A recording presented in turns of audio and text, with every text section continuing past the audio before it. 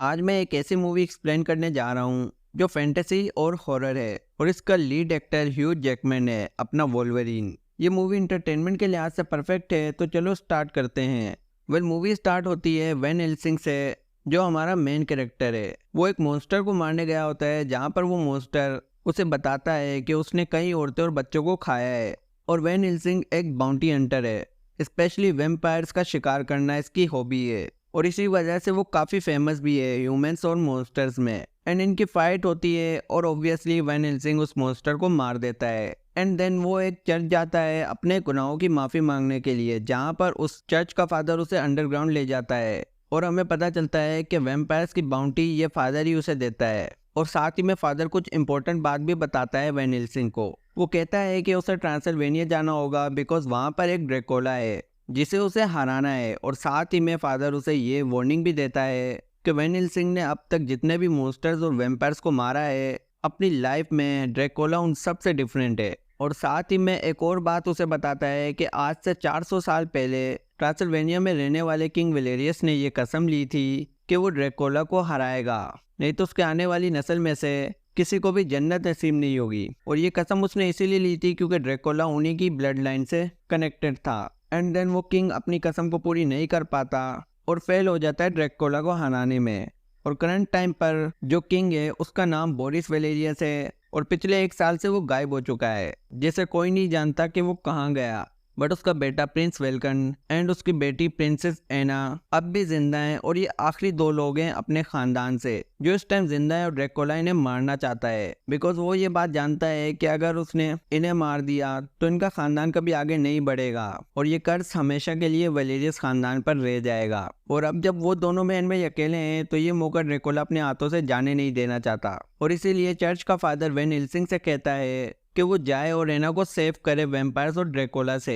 And then of course Helsing मान जाता है और ट्रांसिल्वेनिया के लिए चले जाता है। एंड देन वहाँ पहुँचते ही उसको पता चलता है कि यहाँ तो किसी भी टाइम वैम्पायर अटैक कर देते हैं बिकॉज वो ठंडा इलाका है और वहाँ सूरज बहुत कम निकलता है। इसीलिए ज़्यादातर ड्रैकुला की वाइफ्स आती हैं इंसानों का शिकार करने के लिए। भाई ड्रैकुला की भी 3-3 माशूका हैं और तुम अब भी सिंगल हो। खैर नेक्स्ट सीन की बात करते हैं, जहाँ ड्रैकुला की तीनों माशूका फिर से आती हैं एना को मारने के लिए। बट इस बार वैन हेल्सिंग भी वहाँ होता है, जो सिर्फ एना को बचाता ही नहीं है बल्कि एक वैम्पायर को मार भी देता है। जिसके बाद बाकी की 2 माशूका पतली गली से निकल लेती हैं ड्रैकुला को बताने के लिए कि एक नया बंदा मार्केट में आया है जिसने गेम बजा दी है एक माशूका की। एंड देन इसी टाइम में हमें पता चलता है कि एना का भाई वेयरवुल्फ से फाइट करते हुए एक खाई में गिर जाता है और एना को ऐसा लगता है कि अब वो मर चुका है और वो अपने खानदान की अकेली है। और उस वैम्पायर्स के साथ फाइट करने के बाद एना वैन हेल्सिंग को बोलती है कि वो उसके घर रह सकता है।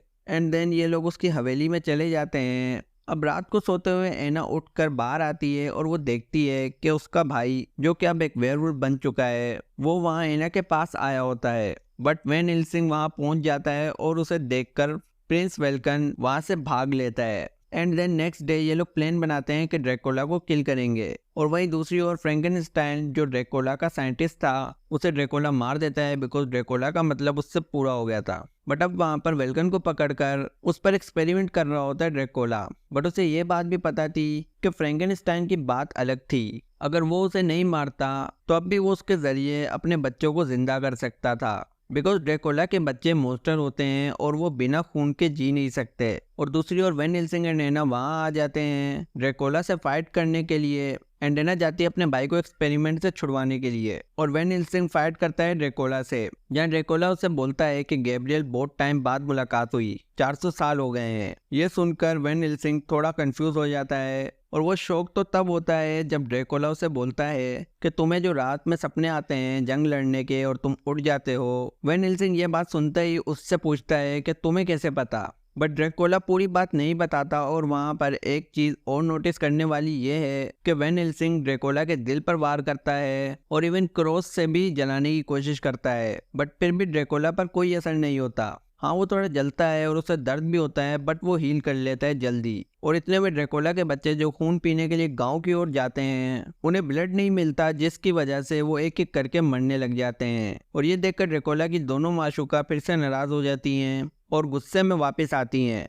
जिन्हें देखकर ड्रेकोला थोड़ा सा डिस्ट्रैक्ट हो जाता है और वैन हेल्सिंग वहां से भाग जाता है बिकॉज उसके पास कोई ऑप्शन नहीं था ड्रेकोला को मारने का। और दूसरी ओर एना अपने भाई को रिलीज करती है उस एक्सपेरिमेंट से और उसका भाई वेयरवुल्फ में ट्रांसफॉर्म करके अटैक करता है एना पर। बट सही मोमेंट पर वहां पर वैन हेल्सिंग आ जाता है और एना को लेकर पहाड़ से जंप कर देता है। अब उसने एक वायर लगाई हुई थी जो एक पहाड़ से जंगल की ओर जा रही थी और वो रास्ते में ही थे कि उनके पीछे से वेल्कन का वेयरवुल्फ भी आ जाता है और वो वायर तोड़ देता है और नीचे खाई थी तो वो वेयरवुल्फ गिर जाता है। बट वैन हेल्सिंग ने वायर पकड़ी हुई थी जो कि दूसरी तरफ से अभी छूटी नहीं थी, जिसके चलते वो किसी तरह से बच जाते हैं और खाई में नहीं गिरते। एंड देन ये दोनों वहां से घर जा रहे होते हैं और एक दूसरे से डिस्कस करते हैं जहाँ एना उसे बोलती है कि ड्रेकोला को मारने का कोई और तरीका नहीं है बिकॉज उसे चांदी के चाकू से भी मार कर देख चुके हैं और दिल पर वार करके भी, बट वो नहीं मरा, इवन कि वो आग से भी नहीं जला। और ये डिस्कशन चल ही रही थी इनकी, इतने में ये चलते चलते गिर जाते हैं और फिर इन्हें पता चलता है कि जमीन के नीचे सुरंग है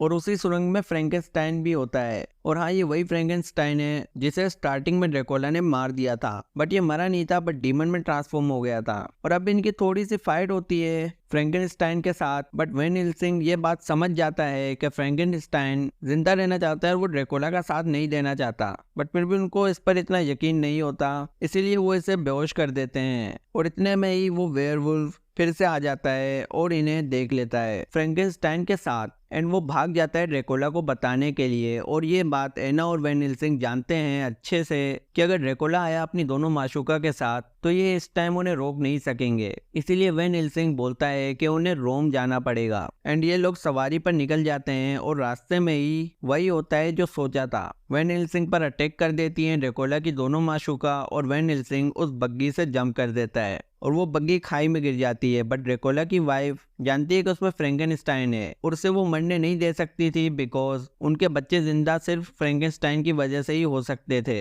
इसीलिए वो दोनों माशूका बग्गी को बचाने के लिए बहुत कोशिश करती हैं और एक वैम्पायर गिव अप कर देती है और वहां से पीछे हट जाती है बिकॉज वो लैंडिंग क्रैश होने वाली थी। और होता भी वही है, जो दूसरी वाइफ थी ड्रेकोला की वो लास्ट मोमेंट तक बचाने की कोशिश करती है बग्गी को और एंड मोमेंट पर जब वो उस बग्गी का गेट ओपन करती है तो उसके साथ प्रैंक हो जाता है बिकॉज बग्गी में कोई नहीं था, लोल। और इवन उसमें बॉम्ब होता है जो खाई में गिरते ही ब्लास्ट कर देता है, जिससे ड्रेकोला की इस सेकंड वाइफ का भी दी एंड हो जाता है। अब ऑब्वियसली एक माशूका बच गई थी तो वो डर जाती है और वहां से चली जाती है। और प्लान बहुत ही अमेजिंग था वैन हेल्सिंग का, बट उससे एक गलती हो गई और वो गलती ये थी कि वो दूसरी बग्गी में जाकर बैठा जिसमें एना, कार्ल और फ्रैंकेनस्टाइन थे। एंड देन उन्हें पता चलता है कि वो वेयरवुल्फ उनका अब भी पीछा कर रहा है एंड उनकी फाइट होती है वेयरवुल्फ से और एंड में सब उस बग्गी से जंप कर देते हैं बिकॉज उसमें आग लग चुकी थी और वो बग्गी भी ब्लास्ट करने वाली थी। और इस फाइट में वैन हेल्सिंग उस वेयरवुल्फ को चांदी की बुलेट से फायर कर देता है और हमें पता चलता है कि वेल्कन जो वेयरवुल्फ था वो अब अपनी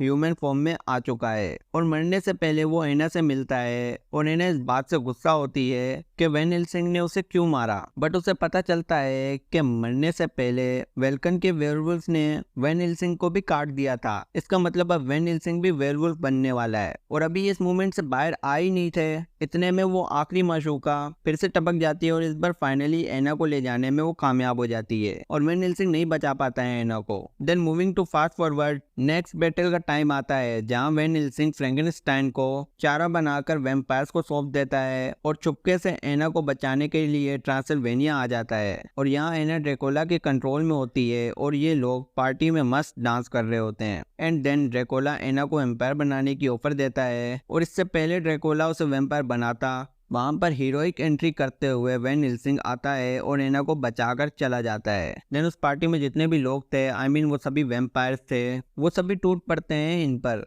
लेकिन कार्ल के पास एक हथियार था जिसके यूज करने पर वो एक ही ब्लास्ट में सभी वैम्पायर्स को मार देते हैं और वहां से एस्केप कर लेते हैं। बट इन सब में वो फ्रैंकेनस्टाइन को नहीं बचा पाते। इस बात का वैन हेल्सिंग को बहुत अफसोस होता है और वो ये बात जानता है कि उसके पास ज्यादा टाइम नहीं है, अब वो जल्द ही वेयरवुल्फ बन जाएगा। इसीलिए ड्रेकोला की फाइनल लोकेशन ढूंढने के लिए वो बहुत कोशिश करते हैं। और इतने में कार्ल एक बहुत ही बड़ा प्लॉट रिवील करता है। वो बताता है कि ड्रेकोला 400 साल पहले एना के खानदान खानदान से ही था और उसकी मौत 1462 में हुई थी, बट मरने के बाद उसने शैतान से समझौता कर लिया और वो ड्रैकुला बना। और एक पैशन गोई है या फिर आप भविष्यवाणी कह सकते हो इसे, और वो ये है ड्रैकुला को सिर्फ एक ही तरह से मारा जा सकता है और वो एक वेयरवुल्फ के हाथों ही पॉसिबल है। और ये बात सुनते ही वैन हेल्सिंग समझ जाता है कि ये काम सिर्फ वही कर सकता है। देन उसी लोकेशन पर इन्हें एक मिरर मिलता है जिसके जरिए इन्हें ये बात समझ आ जाती है कि ड्रैकुला की ओरिजिनल लोकेशन यही है, इस मिरर के उस पार। और ये तीनों वहां जाते हैं उसे मारने के लिए और वहां इन्हें ड्रैकुला का पालतू बेरोजगार भी मिलता है जो इन्हें बताता है कि ड्रैकुला के पास एक एंटीडोट है जो वेयरवुल्फ को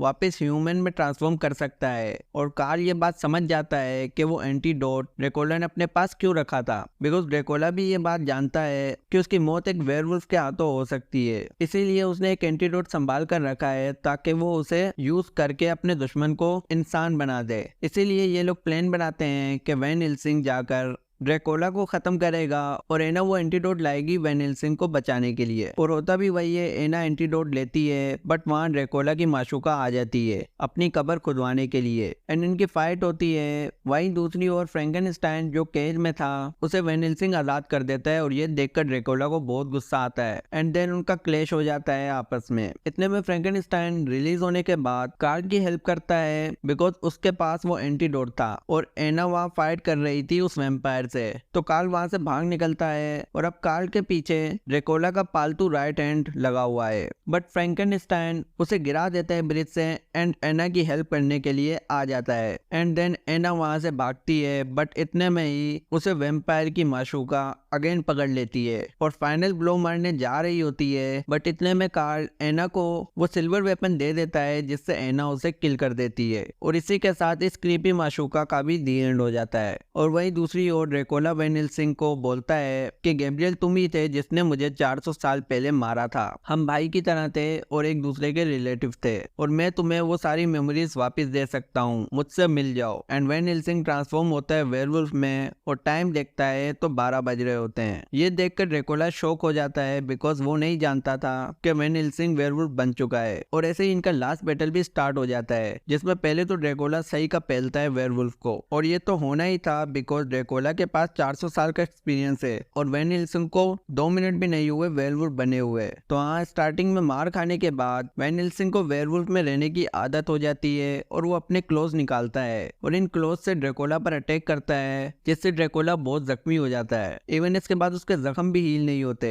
and then werewolf out of control हो जाता है और ड्रैकुला के सीधा गले पर वार करता है जिससे ड्रैकुला ऑन स्पॉट मर जाता है। और इसी मूवमेंट पर एना वहां आ जाती है और वो देखती है कि अब भी टाइम है वैन हेल्सिंग को ह्यूमन बनाने का, इसीलिए वो एंटीडोट लेकर उसकी ओर भागती है। बट जैसा कि मैंने कहा वेयरवुल्फ अब वैन हेल्सिंग के कंट्रोल में नहीं था तो वो एक ही ब्लो में एना को उठाकर टेबल पर पटकता है एंड हमें पता चलता है कि एना ने उसे वो एंटीडोट दे दिया था और वैन हेल्सिंग वेयरवुल्फ से ह्यूमन में ट्रांसफॉर्म हो जाता है। बट जब वो एना की ओर देखता है तो उसे पता चलता है कि उसकी डेथ हो चुकी है और ये देखकर वो बहुत रोता है। देन मूवी के एंड में एना की डेथ बॉडी को जला दिया जाता है और आसमान में ही वैन हेल्सिंग को एना का शेडो दिखता है जो अपनी फैमिली से मिल रहा है और अपनी आफ्टर लाइफ में खुश है। वो हेल्सिंग को देखकर मुस्कुराती है एंड मूवी यही एंड हो जाती है। एंड अब एक ऑब्वियस सा क्वेश्चन है जो आपके माइंड में रह गया होगा, मैं उसका आंसर दे देता हूँ कि जो कर्ज एना की फैमिली पर था कि अगर उनके होते हुए ड्रैकुला नहीं मरा तो वो कभी जन्नती नहीं हो सकेंगे, ये कर्ज वैन हेल्सिंग तोड़ देता है एना के साथ मिलकर और एना की डेथ होने से पहले ड्रैकुला मरता है जिसका मतलब अब वो कर्ज हट चुका है और फाइनली आफ्टर 400 ईयर्स अब जाके एना और उसकी फैमिली के लिए जन्नत के दरवाजे खुलेंगे। तो कमेंट सेक्शन में बताओ कैसी लगी मेरी एक्सप्लेनेशन। वैसे मैं इतनी लॉन्ग वीडियो बनाता नहीं हूँ बट आज बना दी।